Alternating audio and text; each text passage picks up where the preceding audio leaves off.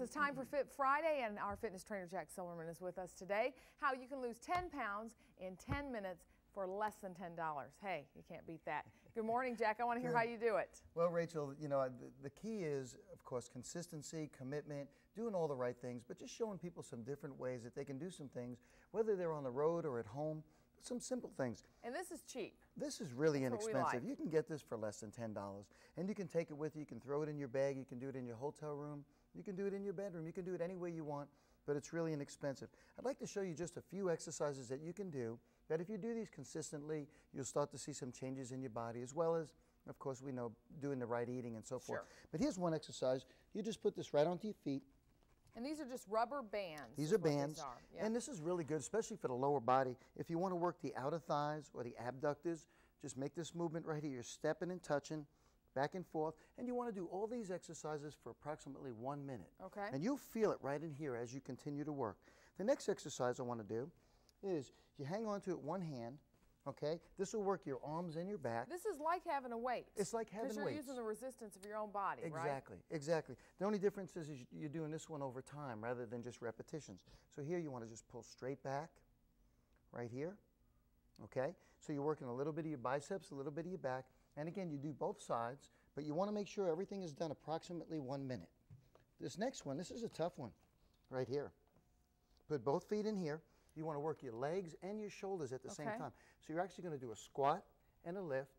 And you might, this doesn't look hard when Jack does it, but I'm going to tell you that this band is stretched to its max and it is hard to lift it. And it's hard for Jack.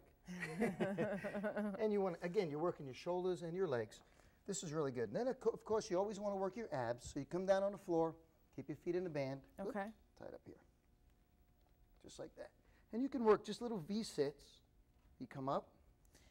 And what's nice about this is, like you said, if you're on the road, you can pack this. But if you're a runner and like to run outside, you can take this with you and do these exercises when you're done running even, because it's not hard to carry that. These are great exercises. But what you want to try to do is create a workout for yourself.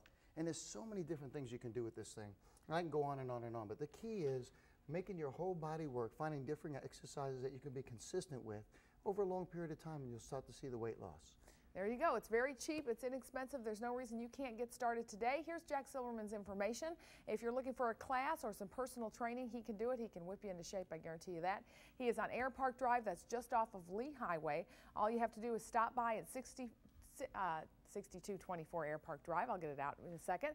Or go to jacksilvermanfitness.com, or 899-9501 is the number to call for more information. It's got tons of different kinds of classes. There's one that will work for you, even if you haven't exercised before. He can get you in shape. It's time for Fit Friday with our fitness trainer, Jack Silverman. Good morning, Jack. Good morning, Rachel. All right, we never want to talk about this, but let's talk about calories. And first of all, we should define calories, because that's just a unit of measurement, right? It is, and you'll see it in everything that you eat. And also when you're working out, you also have a tendency to look at how many calories I burned up, how many I took in, and it all becomes a little bit of a measurement for yourself, because the more calories you take in, the more weight you're going to gain. The more calories you get rid of, the less you're going to be. And so it becomes a system for most people when they start trying to lose weight. It's confusing, though. How much should we be eating calorie-wise? Because we really tend to overeat, most Americans. Yeah, and that's a good question. Depending on your activity level, if you'll take the weight that your desired weight and add a 0 to the end of it, that's usually the amount of calories you need to just be getting through the day. Really? Yeah. That's an easy way to do it. That's an easy way to do it. But you know what's amazing, Rachel, is you could take, and I don't know, let's say a bag of M&Ms or something worth 100 calories in a day. That might be a bad habit of yours.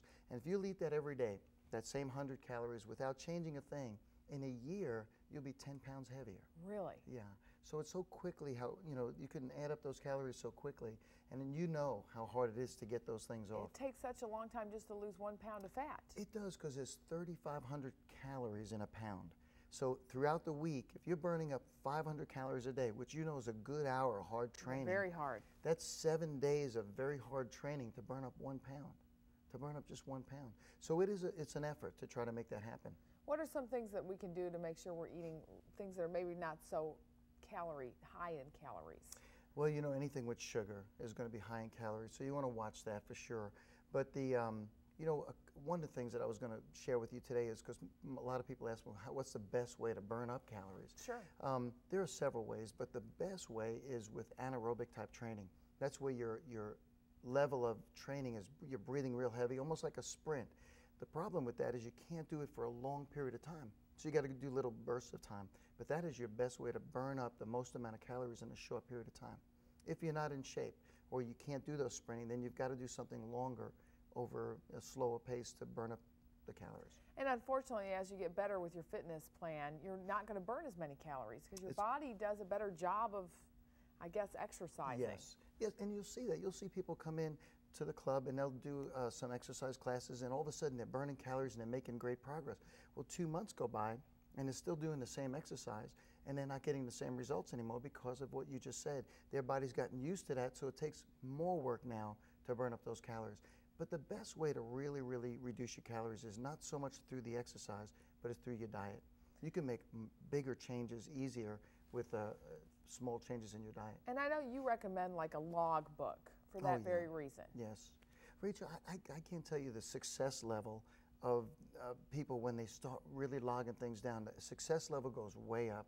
And I'll walk around sometimes and I'll say to my clients, okay, let me see. They'll say, I have it in my head. I said, it's no good. You got to put it down on paper. It really has to be down, because once you really start writing it and you see it, it raises the level of success. Plus, we forget how much we actually consume, especially drinks, which also are high in calories sometimes. Sure they are. And just like the example of those M&Ms, those 100 calories a day add up so quickly, and by the end of the year, you've really accumulated a lot more calories than you've burned up. Here's a look at how you can get in touch with Jack Silverman. His fitness center is at Air Park Drive. Go to jacksilvermanfitness.com or 899-9501. It's time for Fit Friday, and our fitness trainer Jack Silverman is here with us this morning, and he's going to be talking about some isometric exercises you can do to change your body. Hi, Jack. Good to see you. Good morning, Rachel. It's so good to see you again. You were here last week, and you were talking about some things you can do to change your body muscle-wise. Today, we're going to talk about isometric, which means that last time we talked about movement of the muscle, which there was 2 contractions where you move a muscle and you shorten the muscle, and then you return and lengthen it, and that's how you condition a muscle, and it's called concentric and eccentric contractions. Well, there's another method that you can use to train your body, and you don't really need any weights to do it, which is kind of nice, and it's called isometrics. It's where you actually move, you don't move the muscle at all, but you create resistance for the muscle. All right, let's talk about some of those. You're going to show us a few, right? Okay, absolutely. And if you could just, if you had weights, you can stand up. All right. And if you had weights in your hands, or I can even use this as a resistance, you can take your own hand, place it on your wrist right here, and as you pull this arm up, go ahead and pull it up and hold it, you can feel the bicep begin to tighten and contract. Now, there's no movement either way, but you're creating resistance for that bicep. So now if you hold that for 30 seconds and apply pressure, you'll begin to see the definition in the bicep area. And that's without any movement at all. Now, you can use a weight and just hold the weight there, or use your own resistance, or have a partner, you can let go, have a partner push down. And I'm pushing up as hard as I can. You see there's no movement right there, but yet you're going to go ahead and train that. You can also, like if I put my arms out here, you can work my shoulders, push down on my arms, and move out a little bit further. Like that? Just like that. Now I can feel the resistance in my shoulders, but I don't have any movement. Okay, and I'd hold that for about 30 seconds. And it works the partner too. And it works the partner as well. There you go. go. So you pick the exercises that you want to work. If you want to work your legs. And like you said, what's nice is there's no weights to this. So you can do weights. this if you're traveling. You can do this in the office, really. In the office. All you need is a clock. Okay. So you can kind of time yourself. So you're looking, if you can get in your squat position, okay. Hold this position right here, and you're tightening up everything through here, but you're just holding, not making any movement, just for about 30 seconds, and you'll start to feel it. Oh, absolutely. How many times should you do these? How many reps of these? Well, you just start out with one segment of 30 seconds, and you build yourself up to a minute. And once you can get to a minute, then you try a second set, and you'll start to feel the work in your legs and your arms, and the development is pretty nice. You'll see some good results from doing that. Now, you're still going to need to put some aerobic activity into this workout, right? Yes. Not at this time, but at some time throughout your day. And there's several ways to do that, Rachel. You can do your segment of strength training by itself, and then go out and do your running, your walking, your swimming, your aerobic part, or you can combine your aerobics with it. So if you're doing a static hold for 30 seconds to a minute, and then you can come up and you can do your jogging and get a minute of jogging. So you can combine, do some interval training, so you can mix it up all in the same workout to be more efficient.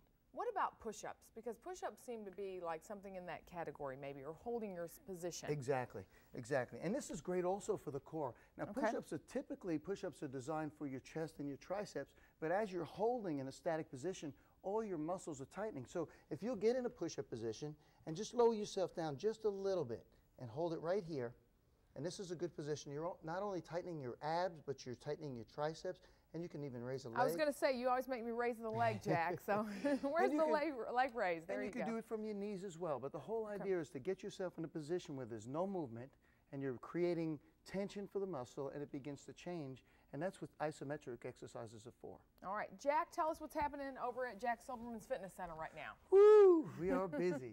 We're doing so much training, personal training. We've geared down to a new program called JS30, which is 30-minute sessions, semi-private, so you're in a small group.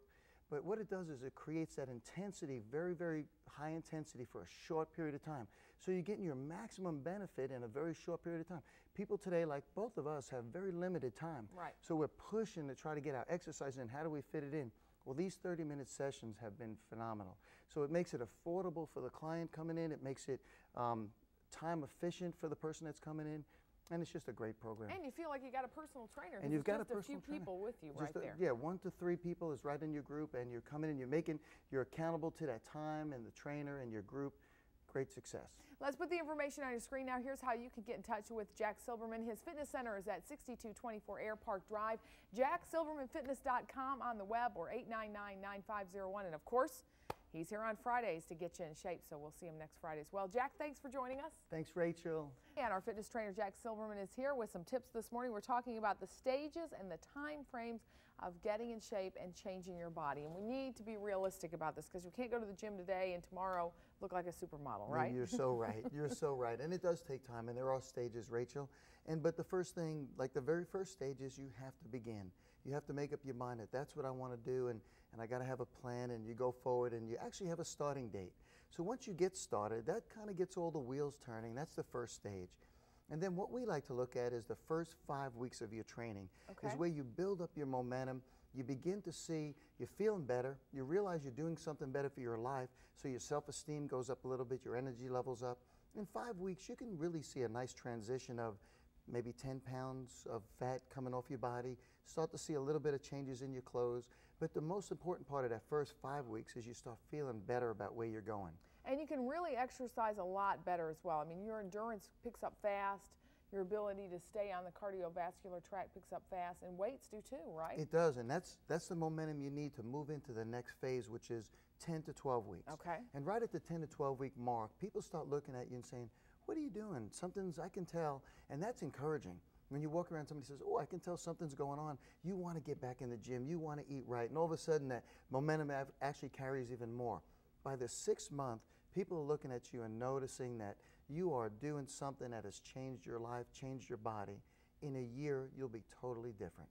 But it's a track. You got to stay on track. What about a maintenance plan? At what point do you move into maintenance, and what does that entail? I'm so glad you asked that, because I watch so many people come into a program, like for 5 weeks, and they'll make some good results, and they'll keep doing exactly what they did in that last 5 weeks for a year. And what happens is that first 5 weeks you make changes, but now you need to change what you're doing to move forward. If you keep doing the same thing that you did the first 5 weeks, you're not going to see the same kind of results as you go on and on and on. So after 5 weeks, you either have to increase your program, change it up, change the number of days, change the sets, go longer, but you have to vary things to shock your body, to recruit new muscle fibers, increase your cardiovascular, change it. Now you can get on the treadmill and run and get comfortable running 3 miles. Well, now get on the high stepper and challenge your body in a different way. And that'll start to help the process along that journey. And of course, we need to continue to change it up, just because it becomes routine and it can become boring. Absolutely, absolutely. And you do want to have a lot of variety and the more fun. And that's why you'll see now in most fitness centers, you'll see a lot of entertainment centers. All your treadmills, all your bikes have their own private TV screen, so they can watch Rachel dancing at this new thing. Dare to dance. But you plug your headset in and you go to work, so you kind of get your mind off the exercise a little bit. And you can do different kinds of exercise, right? Don't do the same thing. Don't always, you know, just that same Mix it up. Have fun. Make it enjoyable, but give yourself challenges. Each week, set a little goal for yourself that you want to do. And at the end of the week, if you accomplish everything, reward yourself. And just kind of make it a fun journey. Try not to look at it as,